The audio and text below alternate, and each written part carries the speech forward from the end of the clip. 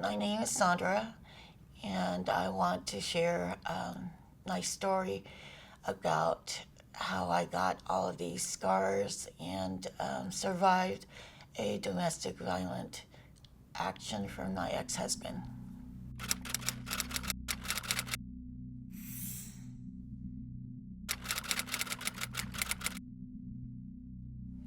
I was, well, I had seen him before at this club that we went to often, and I hadn't even thought about him that I was there with my best friend, and she said, "Wow, he likes you."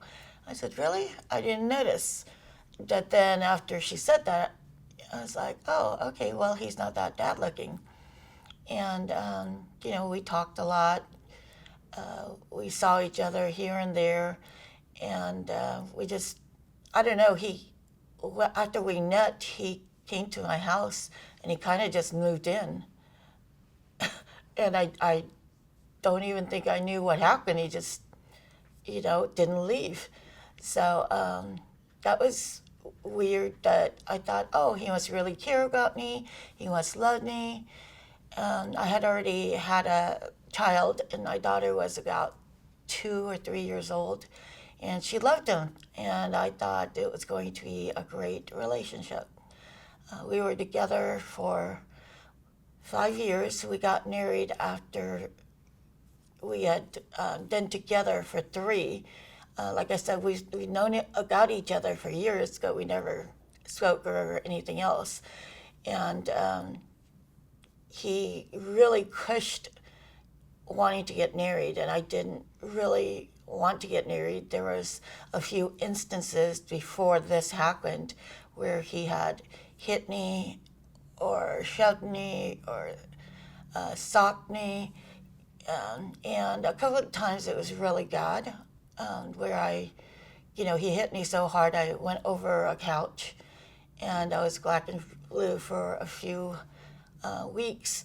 And a lot of times there were finger marks on my arms or, on my head or something, and I would just tell my family and friends I hurt myself.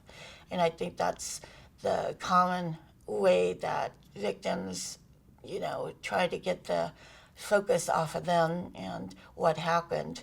So I knew that I really didn't want to get married, that we had gone to Vegas, and I thought I could talk him out of it. However, he went out one day and he said, "Oh, I got the papers, I got the limo, we're going to go do this." And so, I felt trapped, but I did it anyways. And our marriage was up and down like the years prior to that before we got married. He was very flirtatious with a lot of people, and I was very jealous.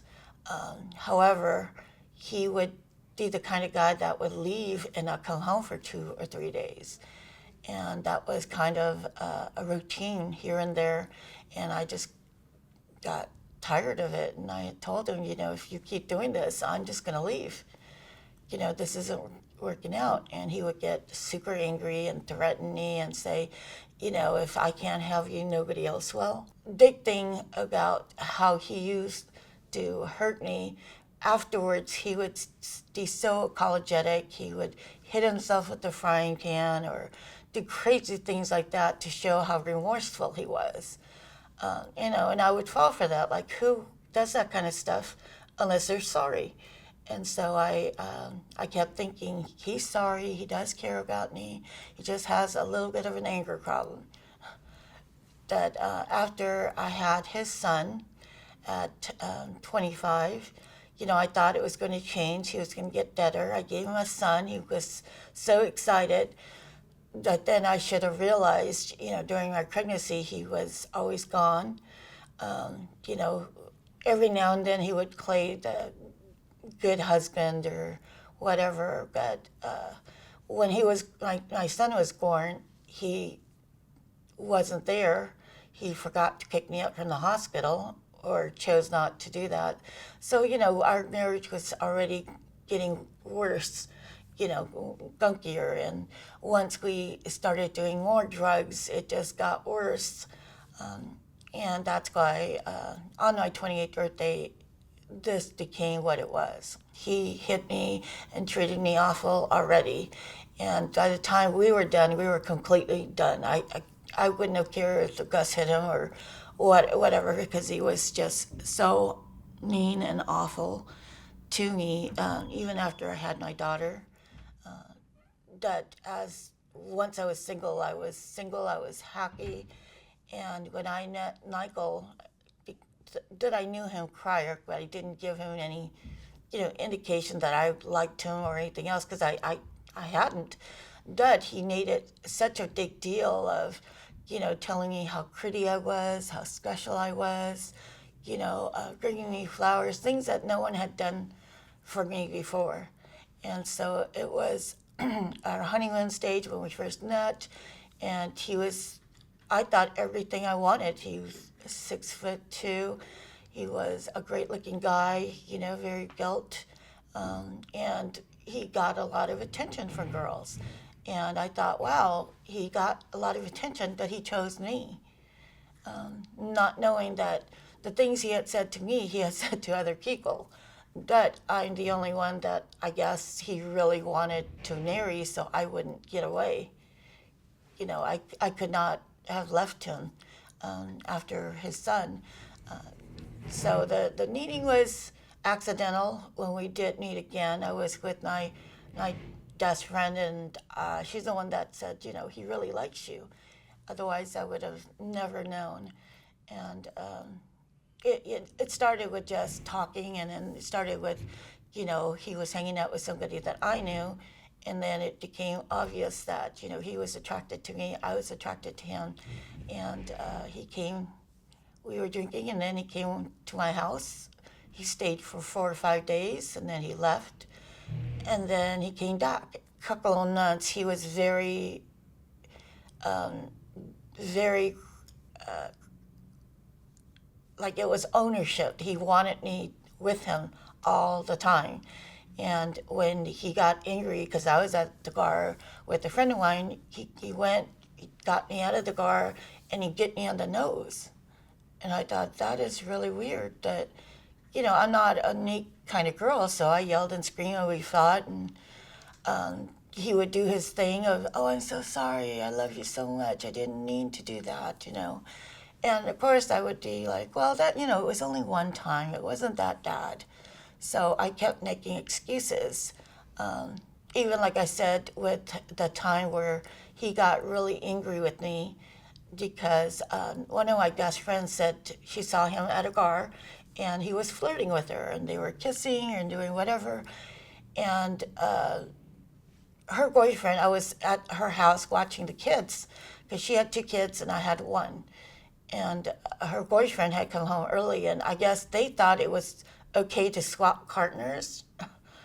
That I'm not the kind of person that does that. So he was being very forward, and I didn't like it, so I went in the bedroom with the kids, and I laid down with the kids so that, if he was going to come bother me, the kids were going to wake up. So he left me alone, and then his girlfriend came home, and that's when she said, your husband was like, you should divorce him after what he did with me. And I said, well, maybe you should talk to your boyfriend about what he's doing, what he tried to do with me. And then she got mad at him. My ex-husband came and got me, and in the car, he punched me over and over in the head and the face.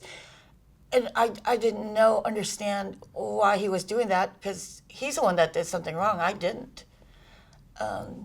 So it was just weird, and I should have known better, that I loved him more than anything. I really did. And I thought love was going to change it. He would change. I could change him. And, there was times where it was great, especially when we weren't doing drugs and we were paying our bills on time, and it was great. And then there's other times where, we did drugs and we weren't able to pay our bills, and things got difficult, and that's when he was the worst, when he had responsibilities and he had to do things to support us. So even though all those things happened, I still had hope. I still thought, things could change. He could go back to being that nice guy that said how much he loved me. And that was my hope, and that's why I continued in this relationship. I have a son. I have a son, and I thought that would make him really happy.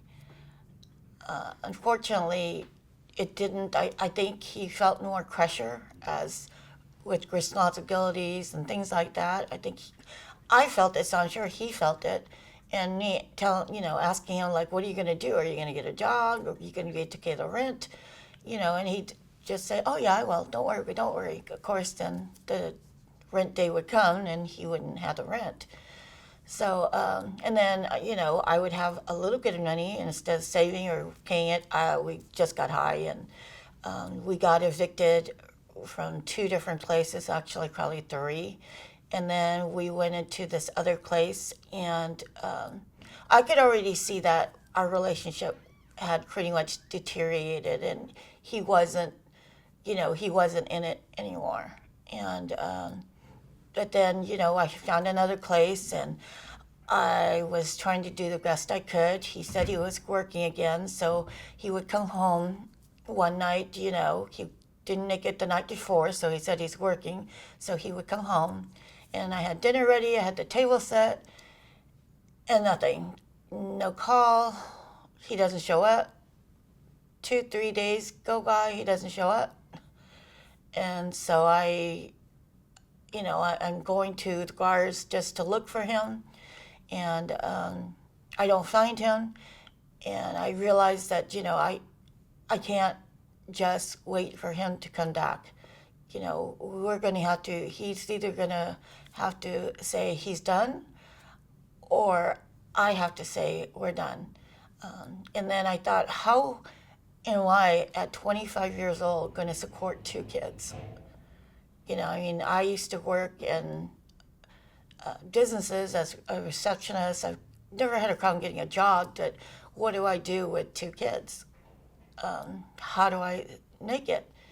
And like I said, I knew he was already pretty much over. He wanted to do something that's easy for him. So I don't know when he came home, when he didn't.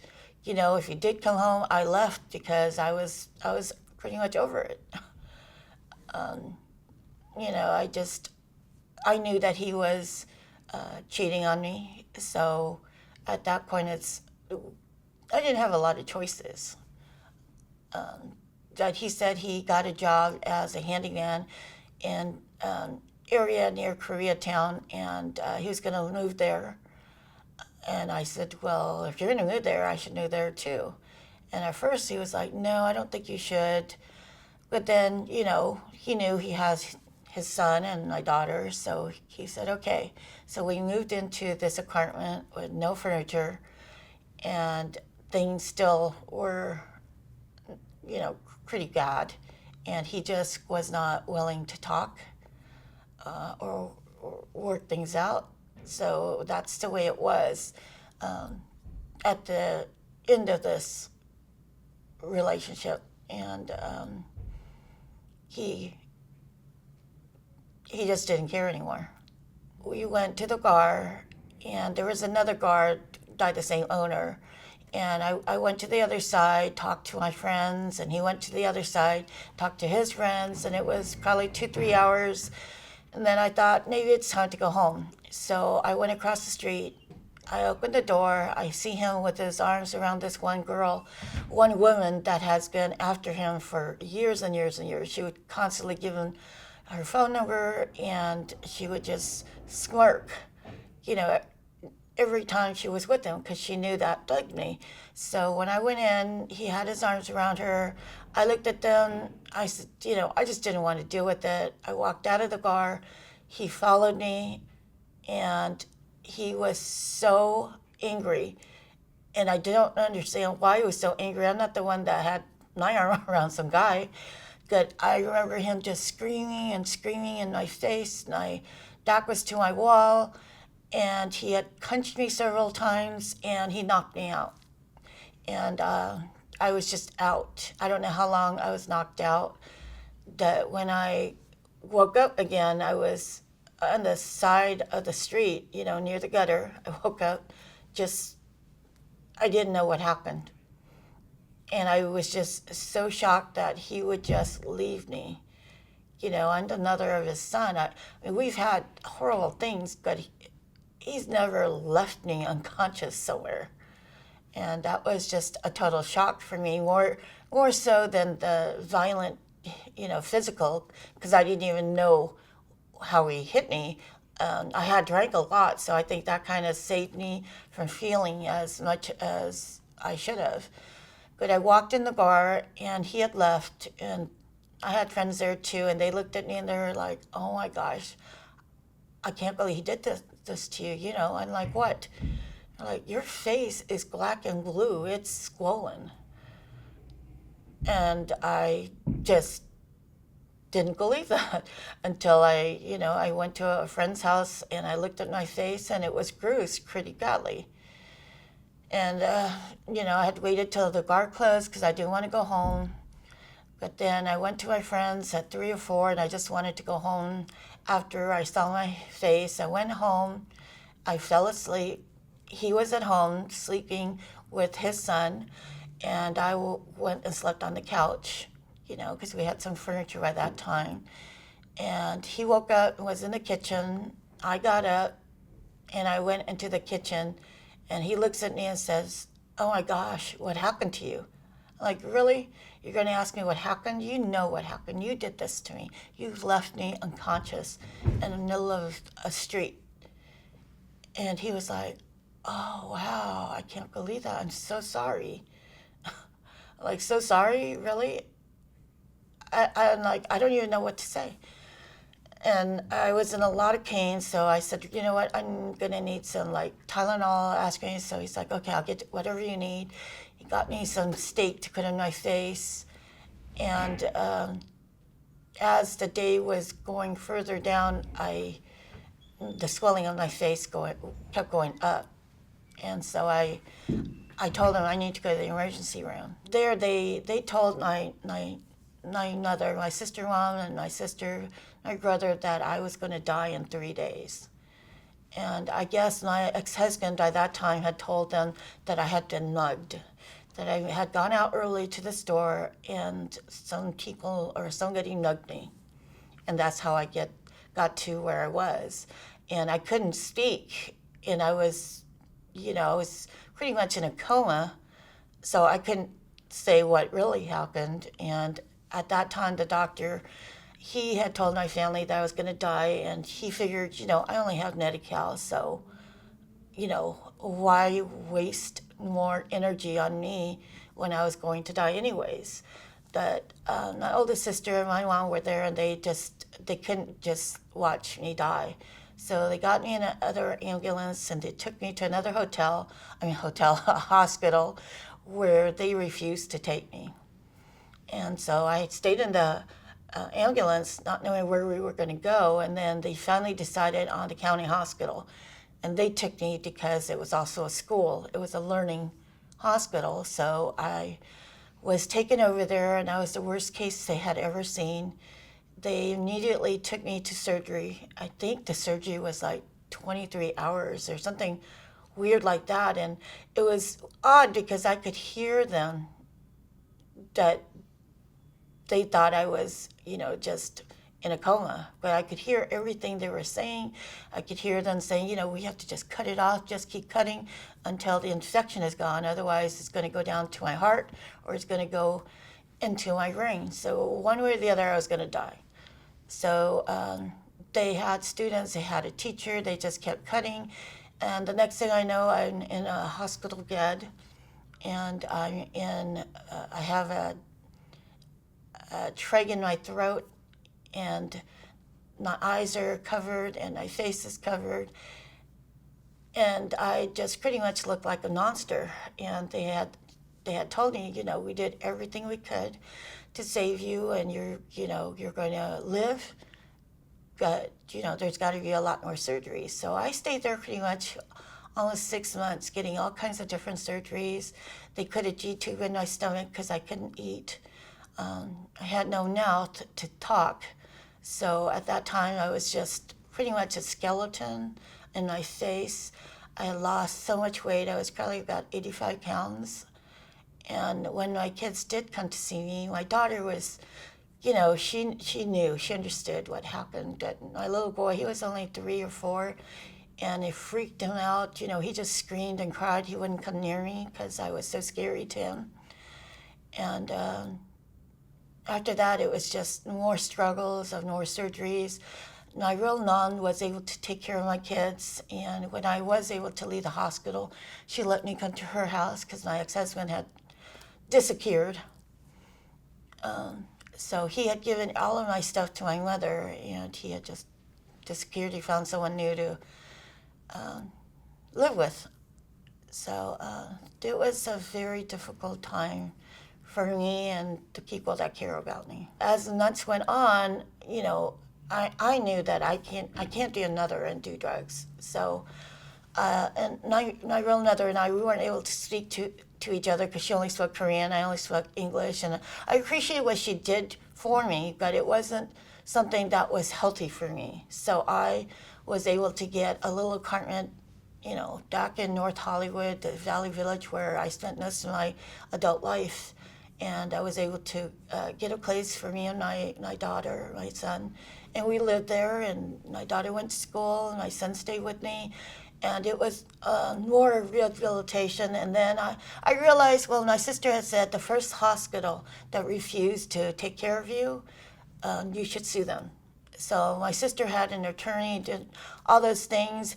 But I'd never even spoken to an attorney. So I didn't know what they were doing. So after about almost a year, I went and called a couple of places, and I found this attorney who was also a doctor, and he felt like I had a really strong case. And so he took my case, and I was living day by day, not having anyone to talk to. My ex-husband had come actually a couple of times to my apartment, and he wanted to, make out with me and make out with me. And at the time, I thought that would be a good idea. We got married. I said forever, for better or for worse, and that was in my head. So I was still thinking that way. But then, after he didn't show up for my son's birthday, after he didn't show up for my daughter's, whatever he was saying to them, he kept not showing up, or would be like 12 hours late. So I had to say, no more. You're going to have to do what you need to do, and I'm going to have to do what I need to do. And, that was us not continuing our marriage. And I said, what I want is to get divorced and not have your last name. And he agreed to that. And I did that because if I was going to win a lawsuit, I wasn't going to give him any money for something he did. I had gone to a Christian women's home for 7 years, and I was wearing it. And then I got my own little apartment after I left them because they closed down. That I needed to be strong. You can't just stop doing drugs and think 6 months is going to cover it. It just doesn't work that way, not for me. So I was there for 7 years, and I think that really helped build a strong foundation. That when I moved into that apartment, I had a person from church who wanted to mentor me, and I started going to this church that really wanted to try supporting me. And at one time, we went to a retreat. I didn't really want to go, but it was, I thought, why not? And there was a few people that came there from Thailand, and one was a minister in Thailand. She did ministry up in the mountains, and she wanted to pray for me. And usually I don't. I say, I'm fine, and she just thought, you know what? I think I need to pray with you. So we went in the room, we prayed together. And she said, you know what, I don't know why I came to the United States in the mountains with people I don't even know. But I just heard from God, and he said it was for you. And it was just for you. And I want you to know he loves you so much that, you don't have to hide anymore. And I don't know, I've heard those words before, God loves me, all those things. But somehow, in that time and moment, for her to say she was there just for me because God told her to, I don't know, it had a huge effect on me. And the next day, we went to church, and I didn't wear my mask. And my friends are like, "Oh my gosh, did you forget, Saundra? You don't have your mask on." And I said, "No, I didn't forget." She prayed for me, and they're like, "What did she say?" They're thinking it's going to be these huge biblical words or whatever. So I said, she told me that God loves me. And they're like, "What? We've been telling you that for years." I'm like, "Well, I don't know. She told me that, and I am not going to put my mask back on." And I didn't. Felt so calming, and I was able to stop those inner voices telling me, this is my fault, you deserved it, you did this, so this is why this happened. You are never going to be pretty, no one's ever going to like you again. All of those tapes that I had in my head, they lessened, and I felt like, what, why am I going to let this define who I am? It didn't change the person I am inside. And after a while, it just, what, if you have a problem with this is your problem, not mine. And I'm not going to feel guilty for the rest of my life because of something someone did to me. I didn't do this to myself. I didn't deserve this. That, someone felt like they could do this to me. And you know what, I'm not going to let them win. It's not going to be my story of, I'm going to hide for the rest of my life. I'm not, and again, if someone has a problem with it, it is their problem, not mine. Having so many blessings, I did get picked for a Habitat for Humanity home, and it was a wonderful opportunity. And I live there now. I live there with my son, and my grandson's there half the time. And I'm just able to help, watch my grandchildren, do volunteer work, which I love. Face Forward International has been a huge part of my life, helping me get the surgeries and things that I would never have been able to, including getting my teeth fixed so I can eat, and my eye because it won't ever close. I'm able to do a lot of these things because of this organization. I just want to say how courageous my children have been. It has not been easy. People look at me and say, "Wow, you've done this." But, I had 4 kids that had to go through a really rough time. And, some people aren't nice. Some children aren't nice because they haven't been educated. I am so indebted to my children for being there with me and just doing this, taking the walk with me, and even with me and mentioning them, they have gladly done that because they are proud of me and I am proud of them. And so I hope that people see that too, because it's not that I just had kids. My kids were amazing. They had to go through all of this also. The surgeries, all of the kids making fun of them, all kinds of stuff, and yet they have been as strong as I have been. Well, I know for me, it wouldn't have helped for someone to come down on me and say, "Well, this shouldn't happen. You should not be there." And I didn't need someone to put me down. I already knew that it wasn't healthy. So if someone's feeling like, people are going to talk down to them, or they don't want that, stigma of feeling like they're an abused person, what they need to do is really look to themselves and see if they're prepared to leave. Because no one can tell them to leave until they're ready to leave. And when they're ready to leave, it's something that you should do with people that can help you heal and take the next step. And if you have children, my gosh, I didn't think my kids would notice. Well, of course they would notice, but you're abusing them too, or they're abusing them too. And you have to get out for them at that moment, if not for you. Yes, you have to be ready, but if you have children, that's a whole different ballgame where you need to fight for them. And there are organizations or people that want to help you, and you can be strong. Life without them can be wonderful, can be awesome. You can have a life that's amazing without them, without someone beating on you or putting you down or doing all of those things that you don't deserve. And that's what I would say to anybody that hopefully is listening to this. And if I can help in any way, I would love to help. And hopefully this is one of the ways. I'm here to be a service to others. I mean, there's just so many other people that have gone through things like this. I'm humbled that I'm able to tell my story.